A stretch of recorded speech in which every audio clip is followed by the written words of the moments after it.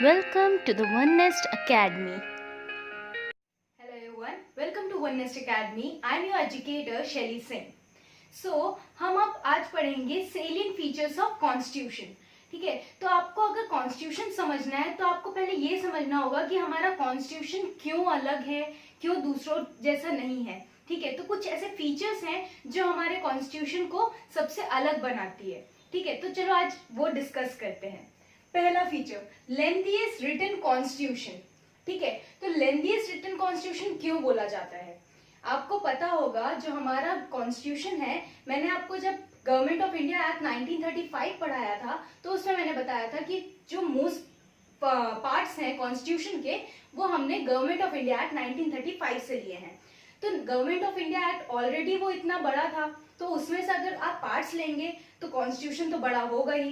Plus हमारा जो geographical location है इंडिया का वो बहुत बड़ा है, तो अब अगर सबके लिए आपको एक कॉन्स्टिट्यूशन बनाना है तो ऑब्वियस सी बात है कि कॉन्स्टिट्यूशन बड़ा होगा, लेंदी होगा, इसलिए इसे लेंदीएस्ट कॉन्स्टिट्यूशन बोला जाता है. एक और बात, इसमें जो कॉन्स्टिट्यूशन जब बन रहा था तो जो कमिटी बैठी थी कॉन्स्टिट्यूशन बनाने के लिए उसमें लॉयर्स बहुत थे. और आपको पता होगा कि जो लॉयर्स की लैंग्वेज होती है वो बड़ी डिफिकल्ट सी होती है. वो इतनी सारी हेंस फोर्थ ये सब बातें यूज करते हैं. क्यों यूज करते हैं? कि वो सारे लूप होल्स को कवर कर सकें. उनमें उनकी जो लैंग्वेज होती है वो इतनी क्लियर होती है कि अगर आप उसको समझ लें तो आपको समझ आएगा कि कोई भी कहीं से भी लूप होल आपको नहीं मिलेगा. इसलिए लेंथीएस्ट कॉन्स्टिट्यूशन है हमारा. Second point, drawn from various sources. तो ये तो हम सबको पता ही है कि हमारा जो कॉन्स्टिट्यूशन है वो बहुत सारी सोर्सेस मतलब बहुत सारे अदर कॉन्स्टिट्यूशंस को मिला के बनाया गया है. पहला हमारा गवर्नमेंट ऑफ इंडिया एक्ट 1935. बाकी कुछ सोर्सेस हैं वो है British constitution, American constitution, Irish constitution, Canadian constitution, Weimar constitution. तो वाइमार इज फॉर जर्मनी. ठीक है, तो ऐसे बहुत सारे कॉन्स्टिट्यूशंस हैं जिनके कुछ पार्ट्स हमने लिए हैं, तो उसको बोरोड नहीं बोला जाएगा, रैंसैकिंग बोला जाता है. क्योंकि बी आर अम्बेडकर जी ने बोला था कि हमने रैंसैक किया है पूरे वर्ल्ड नोन कॉन्स्टिट्यूशन से, हमने बोरो नहीं किया है. हम कुछ अच्छी चीज किसी से लेते हैं तो उसको बोरोइंग नहीं बोलते, उसको रैंसैकिंग बोलते हैं. तो इसलिए हमारा वेरियस सोर्सेज से ड्रॉन है, इसलिए ये बड़ा भी है और हमारे यूनिक फीचर भी है. Third, blend of rigidity and flexibility.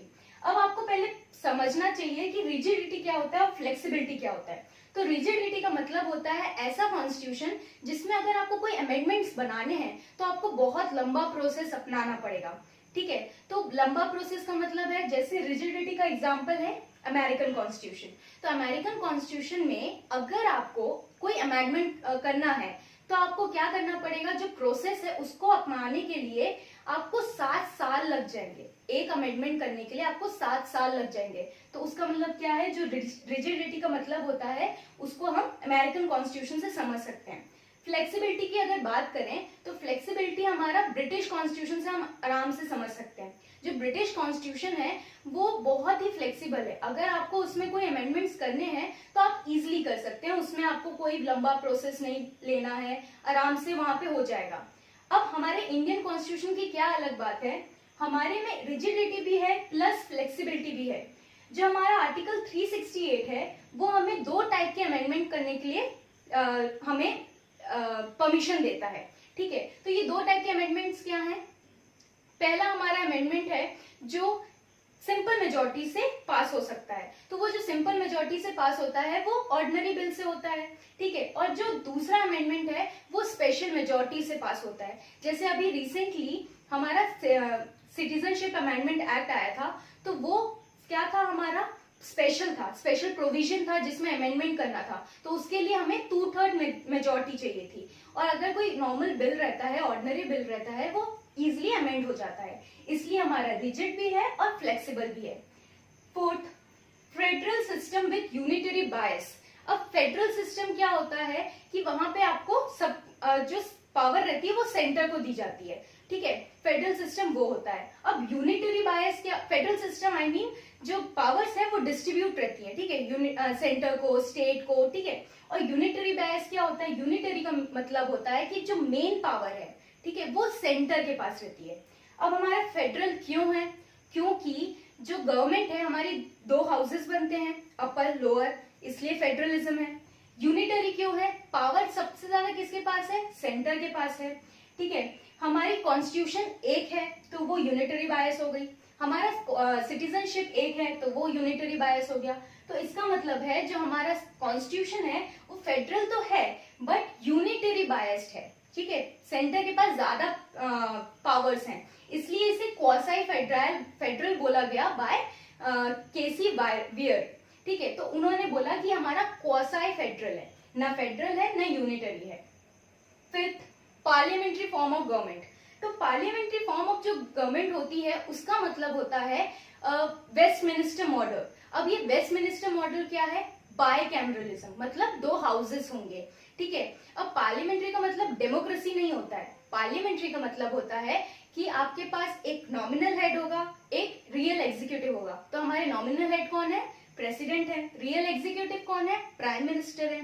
ठीक है, सेकेंड पॉइंट क्या होता है पार्लियामेंट्री फॉर्म ऑफ गवर्नमेंट का, कि जो रिस्पॉन्सिबिलिटी होती है एग्जीक्यूटिव की कलेक्टिवली लेजिस्लेचर्स के ऊपर होती है। ठीक है, तो वो सेकेंड पॉइंट होता है पार्लियामेंट्री का। अब ये पार्लियामेंट्री फॉर्म ऑफ गवर्नमेंट हमने किससे लिया है? हमने ब्रिटिशर्स से लिया है, ब्रिटिश कॉन्स्टिट्यूशन से लिया है।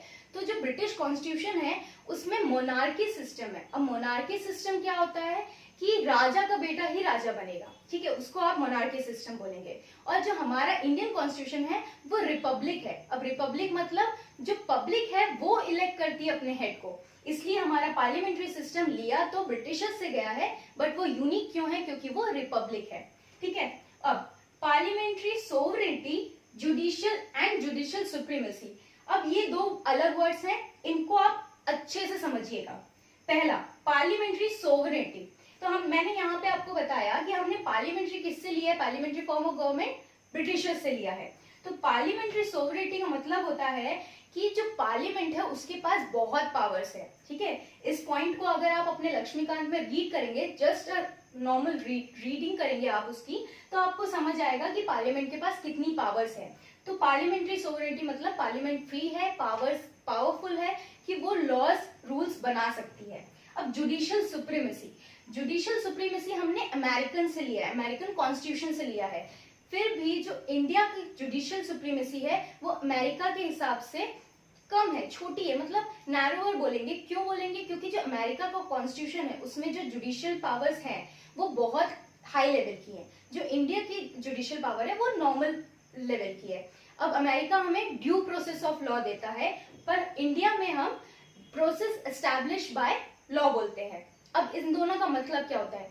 ड्यू प्रोसेस का मतलब होता है कोई भी लॉ जो गवर्नमेंट ने बनाया है प्लस वो फेयर है, जस्ट है, ठीक है, तब वो ड्यू प्रोसेस कहलाता है। Established law establish by government क्या होता है कि कोई लॉ बना दिया गया और वो उसको माना जाएगा। ठीक है, अगर ड्यू प्रोसेस की बात, अगर एक एग्जांपल की बात करें तो अगर आपके अगेंस्ट कोई वारंट आता है, आपको अरेस्ट करने का वारंट है, तो उस वारंट में अगर आपको बोला जाए कि आपको अरेस्ट करने के लिए आते हैं, हमारे पुलिसमैन आते हैं आपको अरेस्ट करने के लिए, तो ड्यू प्रोसेस लॉ के अंदर आप कोई भी पुलिस कोई अनप्लेजेंट टाइम में नहीं आ सकती। अनप्लेजेंट मतलब एकदम रात को नहीं आ सकती, सुबह 4 बजे नहीं आ सकती, तो वो आपका ड्यू प्रोसेस ऑफ लॉ कहलाता है। अब प्रोसेस एस्टैब्लिश्ड बाय लॉ क्या होता है? अगर वारंट निकल गया, पुलिस के पास अधिकार है कि वो आपके घर कभी भी आ सकती है, रेड मार सकती है और आपको ले जा सकती है।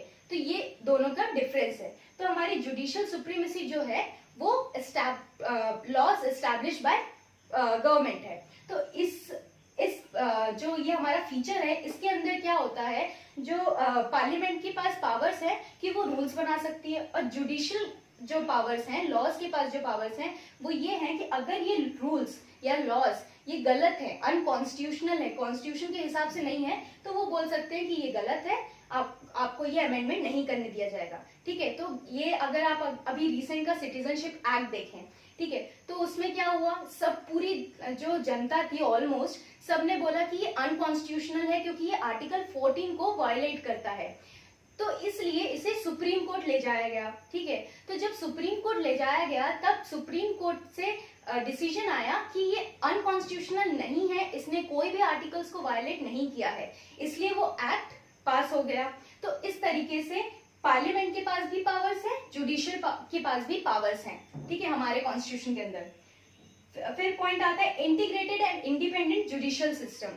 अब इंडिपेंडेंट और इंटीग्रेटेड का मतलब क्या होता है? इंटीग्रेटेड मतलब वो सारे मिले हुए हैं, इंडिपेंडेंट मतलब वो सारे इंडिविजुअली इंडिपेंडेंट है। अब इंटीग्रेटेड मतलब जो हमारा लॉ है वो सारे कोर्ट्स के लिए सेम है। आप सुप्रीम कोर्ट में जाओ, आप हाई कोर्ट में जाओ या आप लोकल कोर्ट्स में जाओ, आपको सब में लॉ सेम मिलेंगे। पर इंडिपेंडेंट कैसे हैं? सुप्रीम कोर्ट अपने जजेस के लिए अपनी टेन्योर डिसाइड करेगा, उनकी जो इनकम है वो सुप्रीम कोर्ट डिसाइड करेगा, इसलिए वो इंडिपेंडेंट है। यहाँ पे उनको इंडिपेंडेंट फीचर्स भी मिल गए। इंटीग्रेटेड क्योंकि वो सेम लॉ फॉलो करते हैं, आप कहीं पे भी किसी भी कोर्ट में आप जा सकते हैं। उसके बाद फंडामेंटल राइट्स। अब ये जो फंडामेंटल राइट्स है वो हमें दिए गए हैं और जो हम आगे डिस्कस करेंगे अच्छे से, अभी नॉर्मली ब्रीफली एक्सप्लेन कर देती हूँ।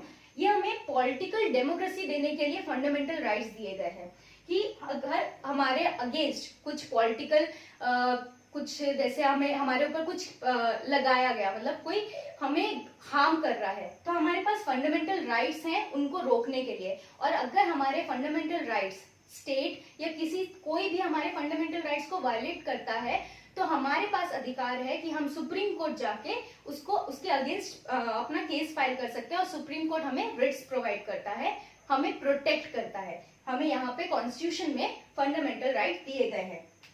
Direct principles of state policy. अब ये जो है ये बहुत ही इंपॉर्टेंट पॉइंट है, ये हम पार्ट 4 में डिस्कस अच्छे से करेंगे। अभी के लिए ये बोला जा सकता है कि ये जो पॉइंट है हमारे कॉन्स्टिट्यूशन का, ये एक नॉवल फीचर है। अब ये नॉवल फीचर क्यों है? क्योंकि ये जो directive principle of state policy है ये हमारे इंडियंस ने अपने आप से बनाया, ये किसी से बोरोड नहीं है, इसलिए ये नॉवल फीचर है। और ये बेसिकली हमारे मॉरल्स को डिस्कस करता है।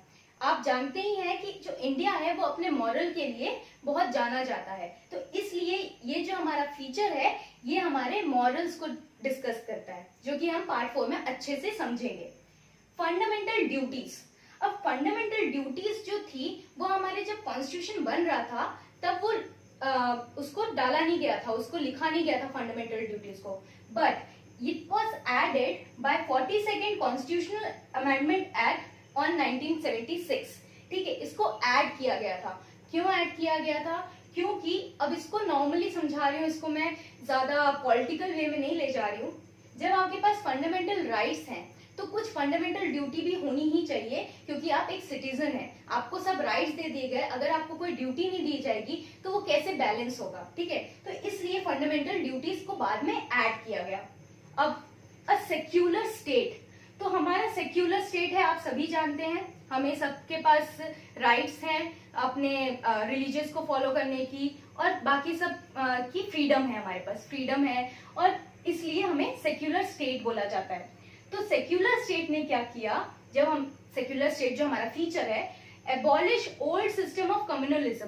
तो जो कम्युनल, आपने मेरी हिस्टोरिकल बैकग्राउंड की वीडियो देखी है तो आपने उसमें समझा होगा एक कम्युनल सिस्टम, रिप्रेजेंटेशन सिस्टम क्या किया था, ब्रिटिशर्स ने लगाया था इंडियंस के ऊपर कि मुस्लिम को मुस्लिम ही इलेक्ट करेगा, सिख्स को सिख्स ही इलेक्ट करेंगे। तो उस सिस्टम को यहाँ पे हटा दिया गया, ठीक है, सेक्युलर बना दिया गया कि आप सबकी इक्वल रिस्पेक्ट कीजिए, आपकी मर्जी है, आप कोई भी रिलीजन को फॉलो कर सकते हैं। बट तो हमारा इसका सेक्युलर स्टेट का मतलब क्या है कि आप कोई भी रिलीजन फॉलो कीजिए, आप फ्री हैं, ठीक है, आपके पास फ्रीडम है हर चीज करने की, इसलिए सेक्युलर स्टेट है इंडिया।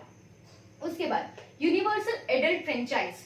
तो आपने जैसे अगर हिस्टोरिकल बैकग्राउंड में बार बार बोल रही हूँ उसको आप देख लीजिएगा, क्योंकि वहीं से ही सब आता है, ठीक है। तो यूनिवर्सल एडल्ट फ्रेंचाइज हमें कभी मिली नहीं थी। क्यों नहीं मिली थी? जो ब्रिटिशर्स थे वो हमें लिमिटेड फ्रेंचाइजी देते थे, ठीक है। तो लिमिटेड फ्रेंचाइजी किस बेसिस पे देते थे? वो हमारे टैक्स को पे करने के बेसिस पे देते थे, कि हमारी कितनी प्रॉपर्टी है उस बेसिस पे देते थे। तो हमेशा हमें लिमिटेड फ्रेंचाइजी मिली है।